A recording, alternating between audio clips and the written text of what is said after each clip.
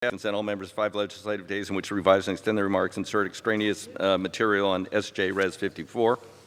Without objection. All right. I yield myself such time as I may consume. Gentleman from Oregon is recognized. Now, the President has declared a national emergency so that he can divert funds from the Pentagon and other agencies to deal with the national emergency on the border. The largest diversion of funds is going into a wall. Now, the President says the emergency is mostly about smuggling of drugs. Interesting. As we know from testimony when Carlos Guzman was tried and convicted in New York, the big drug lord from Mexico, his hench people and others testified that the cartels don't use people with backpacks through remote areas of the desert. That's too inefficient for a multi-billion-dollar business. What they do is they send trucks, which they've modified, semis, through our border control points, where we only inspect 6% of the trucks. And so they lose one every once in a while. So what? Tens of millions of dollars, doesn't matter to them, just the cost of doing business, kind of like taxes. So what's the President doing about the border control points? Nothing.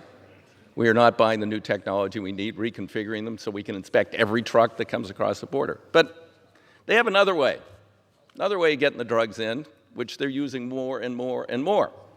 And that is they use semi-submersibles and other boats and ships to smuggle the drugs around on the coasts of the United States. Now, the Coast Guard is our prime line of defense against this. The retired last commandant of the Coast Guard said, we have actionable intelligence on 80% of the drug shipments coming into the United States, but the Coast Guard only has resources to intercept 20%. 20%. Now, just last week, the Coast Guard intercepted a semi-submersible which had 12,000 pounds of cocaine on it. That'd be a heck of a lot of people with backpacks coming across the border, as the President alleges. No, that's not the way they do it.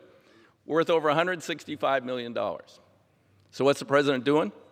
He's diverting money from the Coast Guard to the physical land-based border, and saying that somehow this is going to help us stop the drug shipments. Here's the Coast Guard with a prior drug shipment that they intercepted, but now they've just intercepted another, and we've all seen the videos of them jumping onto these semi-submersibles out in the middle of the Pacific, 6-8-foot swells jumping on there and stopping and arresting these people. But what's the President doing? He's cutting the Coast Guard's capability of doing this. Back to the border. So, again, there's a few things we could be doing here. Well, look, there's something just like what the President wants, a big, tall fence with slats.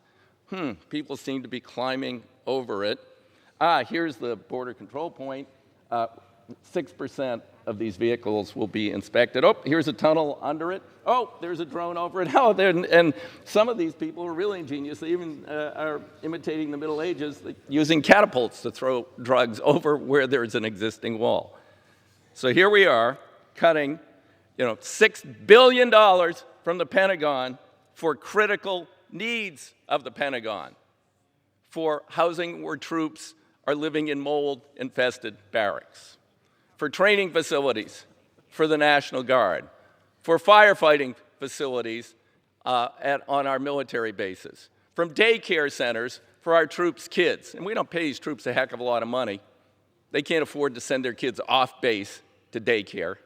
But no, President says all that stuff's going to be cut because we got to build his stupid wall, which isn't even targeting the way the drugs are really brought into the United States of America. This is just an abysmally stupid waste of money, but he's delivering on a campaign promise. Oh, wait a minute. Mexico is going to pay. Who's going to pay? Mexico. Who's going to pay? Mexico. Oh. Then he had a phone call with the President of Mexico saying, I know you're not going to pay for it. We have this transcript too. But you can't say publicly you're not going to pay for it. we're going to pay for it. The taxpayers of the United States are going to pay for his stupid, useless wall, cutting essential things from the Coast Guard, who does real, dangerous work every day intercepting drugs, cutting funds from the military, who need these facilities for their troops and troop morale and for the safety and security of our troops, all for a stupid wall. I reserve the balance of my time. Gentleman from Oregon reserves the balance of time. Gentleman from North Carolina, Mr.